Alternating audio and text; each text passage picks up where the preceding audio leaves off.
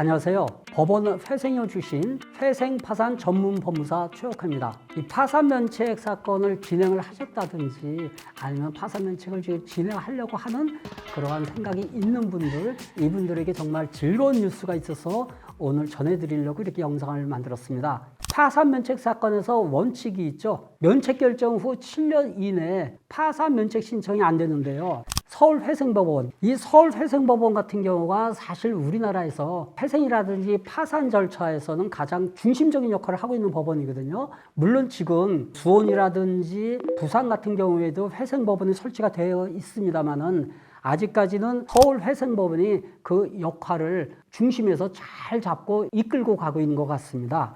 그런데 이 서울회생법원이 지난 2023년 6월 26일 개인파산 관제인 간담회를 가졌다고 하는데요. 간담회를 통해 가지고 파산면책 절차에서 면책 결정을 받은 채무자, 이 절차에서 채권자 목록에서 일부 채권이 누락된 경우가 있을 수 있잖아요. 그런데 이 일부 채권이 누락된 경우, 누락된 채권에 추가적으로 파산 면책 신청하는 것을 허용하기로 했다고 합니다.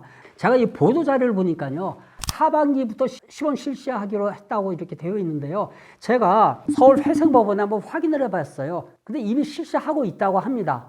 다만 아직까지 접수된 건수는 한 건도 없다고 합니다. 그래서 제가 가급적이면은 그 1호 사건이라고 하거든요. 그 1호 사건을 한번 제가 접수 좀 했음 하는 개인적인 욕심이 있습니다.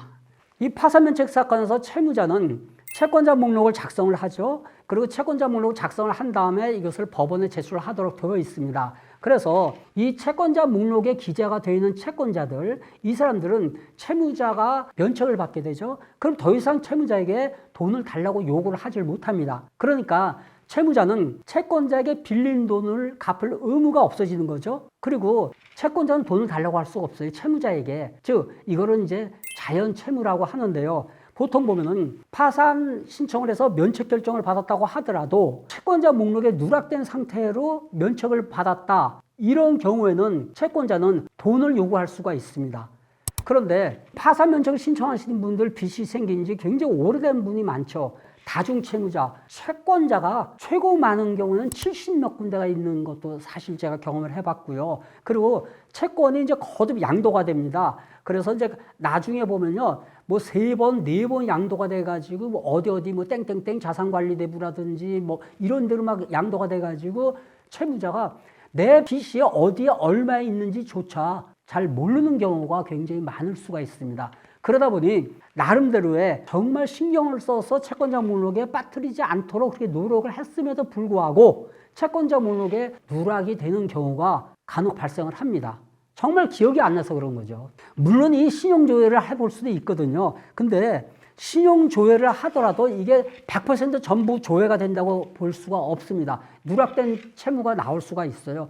예를 들어서 대부업체라든지 이런 데는요, 어떠한 일정 기간이 지나면은 전산상에서 사라진다고 해요. 그러니까는 이게 100% 신용조회가 불가능하다고 이렇게 봐야 되고요. 그리고 영업소득자, 급여소득자, 월급 받으면서 생활하시는 분들 말고 영업소득자, 이 과거에 이렇게 사업을 하시는 분들 있지 않습니까? 이런 분들은 은행이라든지 제1금융권 뿐만이 아니고 제2금융권, 지인, 친지, 그리고 더 나가서 사채, 굉장히 많은 데가 있을 수가 있죠. 이거 모두 기억하기가 정말 불가능합니다. 그래도 파산면책을 해야 되잖아요. 최대한 노력을 해가지고 기억나는 빚 모두 채권자 목록에 적고 면책까지 받았습니다. 그런데 어느 날 갑자기 법원에서 소장이 와요. 또 지급 명령이 옵니다. 그리고 채권자로부터 독촉이 왔어요. 그리고 강제 집행, 경매라든지 이러한 강제 집행이 들어옵니다. 그래서 그때야 비로소 누락된 빚이 있다는 걸 알게 되거든요.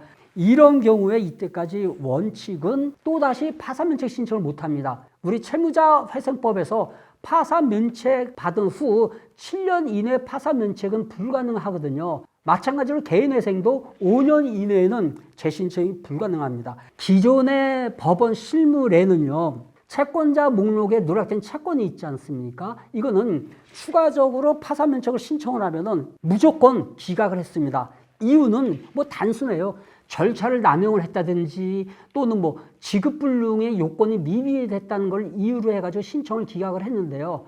그래서 이제 채무자는 할 수 없이 누락된 채무 이제 구제를 받아야 되지 않습니까? 누락된 채무의 구제를 받기 위해서 면책 확인해소라든지 또는 청구이해소. 그러니까 면책 확인해소는요, 채무자가 원고가 되는 거예요. 내가 이런 거를 면책을 받았다. 그러니까는 내가 당신한테 돈을 갚을 의무가 없다. 이거를 면책받았다는 거를 확인을 해 주십시오. 청구이해소. 이거는 채권자가 강제 집행을 들어오지 않습니까? 그러면은 그 강제 집행을 막기 위해서 내가 지금 이미 이 채무에 대해서는 파산 신청을 해서 면책을 받았다라는 이러한 청구 이해소를 제기하거나 또는 반대로 채권자가 이제 대여금 청구라든지 뭐 이런 양수금이라든지 이런 소송을 제기하거든요. 그러면 이 채무자가 이제 피고가 됩니다. 피고가 돼가지고 면책 항변을 하는 거거든요. 나는 파산 절차에서 면책까지 받았다. 그래서 내가 당신에게 돈을 갚을 의무가 없습니다. 라는 이런 답변서를 법원에 제출을 해가지고 다투게 됩니다. 그런데 이게 사실은 경제적으로 취약하죠. 돈이 없으니까 파산을 신청한 거 아니겠어요? 이 채무자는. 그리고 이 채무자 이분들 사실 법률 조언을 어디에서 받기가 굉장히 어렵습니다. 그래서 이 소송을 통해서 채권자에게 대응하는 것이 사실 쉽지가 않아요. 이 증거 자료도 부족할 뿐만이 아니라 전문가가 아니지 않습니까? 그러니까 입증하기가 어렵고요. 이러한 문제가 있는데요.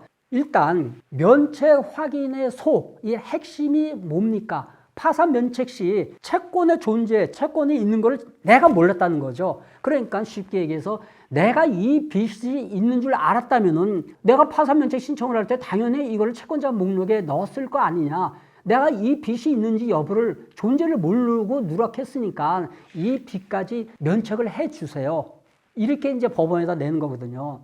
그러나 이제 서울회생법원에서는요, 이미 파산 면책을 받은 분들, 이분들이 다 아까 제가 언급했습니다만은 이 경제적으로 취약하죠. 그리고 법률 조언을 사실 받기가 이 어려운 대상들 아닙니까? 그래서 채권자 소송에 이 대응하기가 굉장히 어렵다는 것을 이렇게 감안을 해가지고 파산 면책 시에 고의로 누락된 것이 아니라면 추가 면책 신청, 이것을 허용을 하겠다는 겁니다. 그런데 종전 사건에서 이 면책 결정이 확정된 때부터 이렇게 7년 이내에 다시 파산 신청을 하는데요. 채권자 목록 누락 채권 이외에 다른 새로 이 발생한 채권 이거를 추가한 경우에는 그 경위를 신문을 해가지고요. 절차 남용으로 기각할 수도 있고 면책 불허가 할 수도 있습니다. 면책 후에 누락 채권이 발생될 경우에요. 사실 다시 하게 되면 여러 가지 추가 비용이 부담되겠죠. 소송을 진행을 해야 되는데 이제부터 이제 추가로 파산 면책 신청을 하게 되니까 보다 간편해진 것은 이제 사실이거든요. 근데 이제 혼자 진행하기는 사실 쉽지 않아요. 단순히 이 추가 건만 면책해 주는 것이 아니고요. 추가 신청할 때 추가 신청 시를 기준으로 해가지고 파산 요건을 다시 판단을 하거든요. 재산 상황, 면책 불허가 사유 이거를 추가 신청 시에 기준으로 합니다. 다시 조사를 하기 때문에 이게 사실 혼자 진행하기가 쉽지가 않습니다. 그래서 추가로 발생된 빚의 규모라든지 아니면 재신청 시 다시 이렇게 파산면책 신청을 할 때 재산 또는 이제 소득 이러한 여러 방면을 사실 자세히 검토하시고 나서 이 전문가하고 상담을 해 보셔야 됩니다. 그런 후에 누락된 채무에 대해서 다시 신청을 해야 되는지 여부를 결정을 해야 될 겁니다. 오늘 최혁환 법무사의 회생TV는 여기에서 마무리하겠습니다. 다음번에도 더 좋은 콘텐츠로 찾아뵐 테니까요. 오늘 제 영상이 좋으셨다면 구독과 좋아요 눌러주시고요. 응원의 댓글도 부탁드립니다. 여러분 안녕히 계세요.